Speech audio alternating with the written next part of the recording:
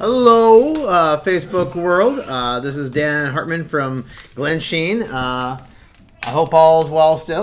So, yeah, I've got my glasses on because honestly, until I saw this video, I forgot that I still had them on. Anyways, yeah, I am here at my house, and so you will hear my children. My son, Logan, is not even less than 5 feet away from me. But today is kind of fun. Today we're going to showcase the laundry room, the attic, and also the playroom, also known as the toy room. The photos I'm going to show you are from a guy named Brian French, a great local photographer. Also the guy who runs the Duluth Folk School. So please go out and support them if you can at all, especially during this COVID crisis. Yeah, but I will say, these are things that people walk by, but you probably have no idea that they're there. Some of them you've probably seen, but I think it's kind of cool stuff. Yeah, but thanks guys for watching on a Friday. I hope everyone has a really good weekend. And if you don't hear my children, it will be a small miracle. They have all just run downstairs, so I apologize for the volume. I might even move the mic a little closer to me. Okay. And someone said yesterday you didn't have a fire going. I did. It was just really weak. Today, you see I got that puppy roaring.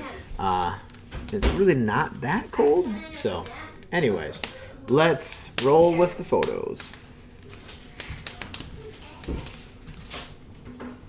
Alright, so let's start off here with, let's get you all the way back with the laundry room. So this is the last room you see inside the mansion before you leave. And a lot of times people kind of chit-chat a little bit in here, but they don't actually look around a lot. And it's actually kind of a really kind of cool room. It's part of our Nooks and Crannies tour and our Servants tour.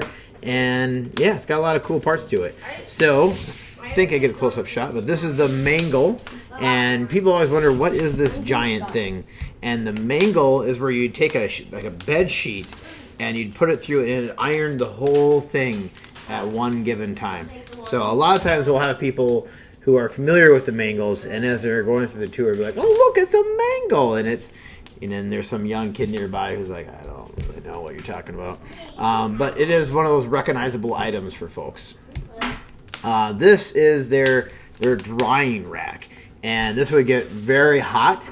And what I think is kind of fun about this is that because it would get so hot, they did not have wooden little clips. They actually had little custom-made metal clips to hold up all of the sheets inside the dryer. And it is a Chicago steam dryer, which I'll show you the tag here soon. But right here is a fluter. And so we get this question a lot of, what's a fluter? Well, you've probably seen people's pant legs and shirts that have like these creases, like little like waves. Well, how they would make those in the past with a hot iron is a fluter. They'd heat this thing over the stove, and then they'd push it onto your clothes, and then it would create these little waves. And you can kind of see them here on the bottom. And so here's the tag for the Chicago steam dryer. Hey, Sally. You can see the photos now, I hope. Which one is the white one? So I'm just talking, and no one can see these things. That's great. Which one is the white one? Can people see it now? I'm hoping. That's hilarious. So I'm going to go back and show you these quick things. So this is the laundry room. This is the mangle. That is the steam rack. And this is the little clip I was talking about. And here is the fluter. And this is the name tag for the Chicago steam dryer. I'm sorry, guys. I honestly can't see the difference well on here, so it's hard for me to know when it's publishing. Thank you, Sally, and everyone else who let me know. If I wasn't looking at my comments, I probably would have gone the whole 10 minutes and had no idea. So here's the milk room. Something that's kind of fun about the milk room, what people usually do notice on tour, is if you look at the floor, it actually is high in the center and it goes down to the edges. We've been told that is to help move the milk to the floor and make it easier to clean up. So I'm going to do a little bit of a close-up of a lot of the items in the room that people don't typically see. So we don't know when these were made. My guess is the early 80s, and they've been in the jars ever since. But I like these things here, these great pieces from Wisconsin. But I love the local stuff. So I love this Jean Duluth Farm one. One of the mysteries here at Glensheen is that we have these notes from Clara mentioning how they, just bring the cows up to our Jean Duluth farm. Bring the cows up to the Jean Duluth farm. And so we don't know if they owned another farm up over by Jean Duluth. It would make total sense if they did.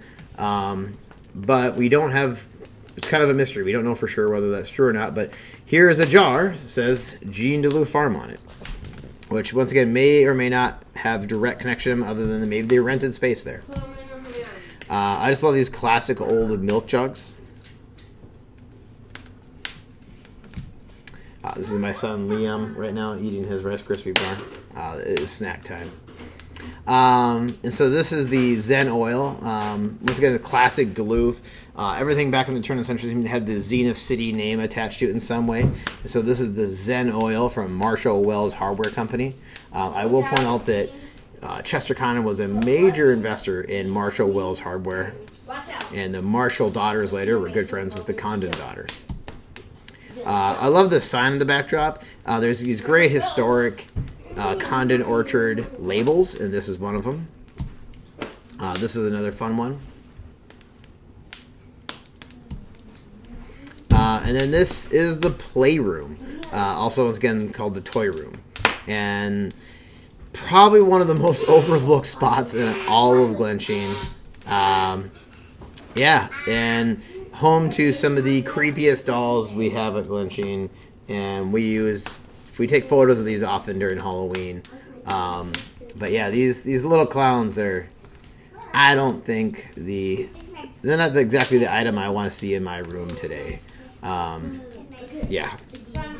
And I mean, even this little sock doll is a little creepy.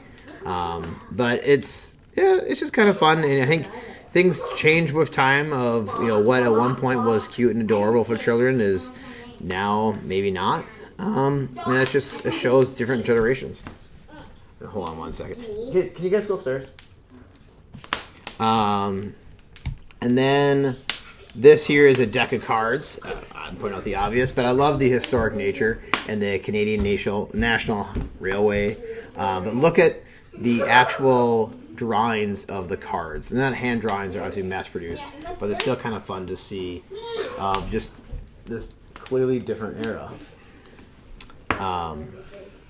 Yeah. And I have gone through this super fast, but either way, a little pause here. And I might go back a little bit. I apologize. I'm so glad that people told me this was not being shown. Do anyone have any comments or any questions? Otherwise, I was literally just talking to a screen for the first 5 minutes, which I think is hilariously terrible. So we're at 8 minutes now, and this is my son Liam, who I'm going to throw on the screen, who will probably, do something random. But thanks for watching, and I hope you guys learned some things today, got to see some stuff you normally don't see. If not, enjoy the great weekend, and happy Mother's Day to all the mothers out there. I'll see you guys hopefully soon at Glensheen when normalcy maybe happens sometime this summer. Maybe. Talk to you guys later.